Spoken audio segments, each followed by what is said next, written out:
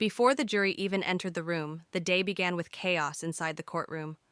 A woman known among the press as the MTA lady, for often wearing an MTA jacket, stood up and began shouting during pretrial motions. She screamed profanities and yelled, "Use your gun against me," as U.S. Marshals moved to remove her.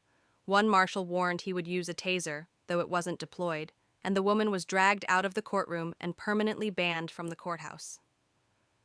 Separately, prosecutors raised concerns about another disruptive presence, an individual allegedly live-streaming court commentary online and revealing the identity of Mia, a protected witness in the case. The judge issued a firm warning. If that person appeared in court again, they would also be barred from attending future sessions.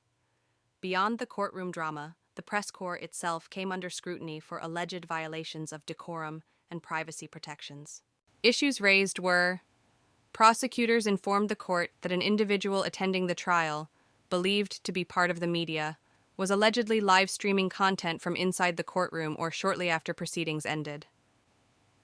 More seriously, that same person is accused of publicly revealing the identity of Mia, a protected witness whose safety and anonymity are crucial to the case. The presiding judge responded swiftly, issuing a stern warning: if that person comes back to this courtroom, they will be removed permanently. Federal courtrooms prohibit recording and broadcasting, and witnesses under protection are not to be publicly identified. Violating those standards could jeopardize witness safety, taint the jury pool, or lead to mistrials. Some credentialed press members were visibly frustrated, fearing one person's recklessness could cost everyone access. The judge reminded all observers, media and public alike, that courtroom access is a privilege, not a right.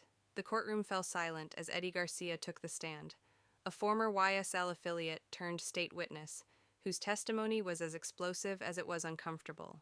Once in the inner circle of YSL, Garcia was no outsider. He wasn't speculating, he was there.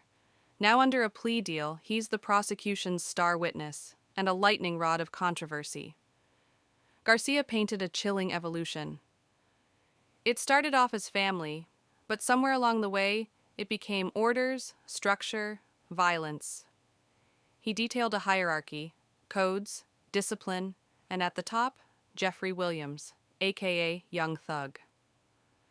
According to Garcia, Young Thug wasn't just rapping about the lifestyle, he was allegedly calling the shots behind the scenes. Garcia claimed Thug would authorize actions, including green lights on targets. If Thug gave the nod, Garcia said, things moved. These statements sent shockwaves through the room, though the defense immediately objected, questioning the source and context. Garcia guided the jury through lyrics and text messages, explaining the meaning behind slang, numbers, and street references, arguing they weren't just metaphors, they were directions.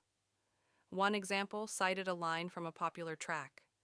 Prosecutors paused the beat, then played Garcia's translation. The impact was undeniable. The moment that froze the jury. There were bodies, there were mothers crying, and it was all for clout, all for stripes. Garcia's voice cracked. He looked at Thug, then back at the floor. Thug's legal team was ready. They hammered Garcia over his plea deal. If Thug gave the nod, Garcia said, things moved. These statements sent shockwaves through the room, though the defense immediately objected, questioning the source and context. Garcia guided the jury through lyrics and text messages, explaining the meaning behind slang, numbers, and street references, arguing they weren't just metaphors, they were directions. One example cited a line from a popular track. Prosecutors paused the beat, then played Garcia's translation. The impact was undeniable. The moment that froze the jury. There were bodies, there were mothers crying, and it was all for clout, all for stripes. Garcia's voice cracked. He looked at Thug, then back at the floor. Thug's legal team was ready.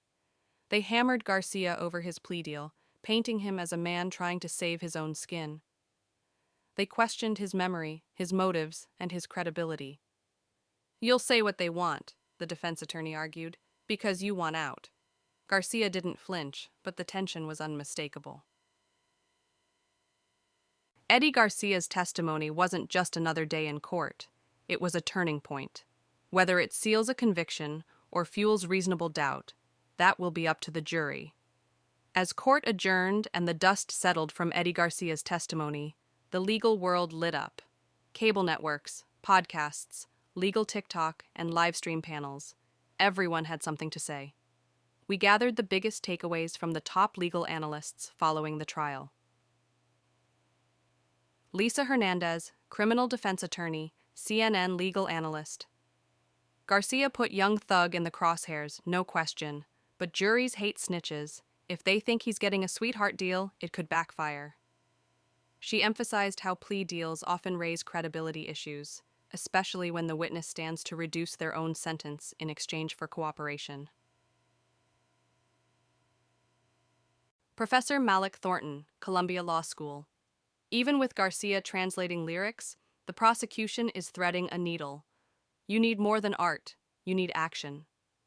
Thornton warned that relying too heavily on rap lyrics, even decoded by an insider, can appear as a First Amendment overreach, especially if context isn't rock solid. Judge Eleanor McBride, retired Superior Court judge. Whether you believe Garcia or not, his story connects dots. It gives the jury a narrative, and jurors respond to stories. McBride pointed out how prosecutors are no longer asking the jury to piece the case together. They've handed them a blueprint.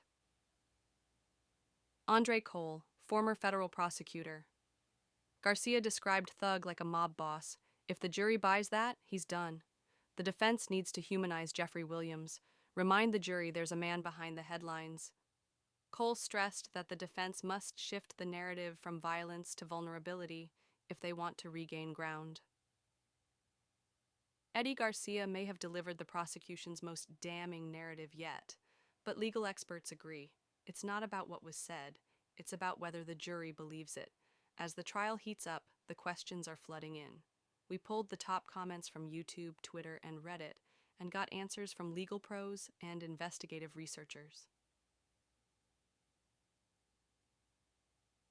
Can Garcia really walk free after all that? Not exactly. Garcia has a plea deal, not a free pass. He agreed to testify truthfully in exchange for reduced sentencing. If the prosecution feels he's lying or withholding anything, the deal's off, and he's back on the hook. Is using rap lyrics even legal in court? Yes, but controversial. Prosecutors can introduce lyrics if they believe they show intent, motive, or context for a crime. But courts have ruled that lyrics can't be the crime itself. That's why Garcia's interpretation is key. It links lyrics to alleged real-world acts.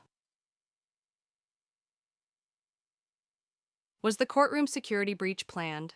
No confirmed evidence yet.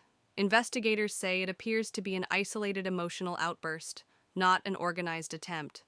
But the DA's office isn't ruling out possible intimidation tactics, and extra marshals have been added in the courtroom. Is young Thug definitely going to testify? So far, no. His legal team hasn't indicated he'll take the stand. Most defense attorneys avoid letting their clients testify. It's risky, especially in high-profile trials. If he does take the stand, it means they're going all in. How long could this trial go on? Weeks, maybe months. With a long witness list, complex charges, and the ongoing motions battle over evidence, the timeline remains fluid. Some court watchers estimate it could stretch deep into the year. Let us know in the comments what you want answered next. We're watching, and we'll break it down.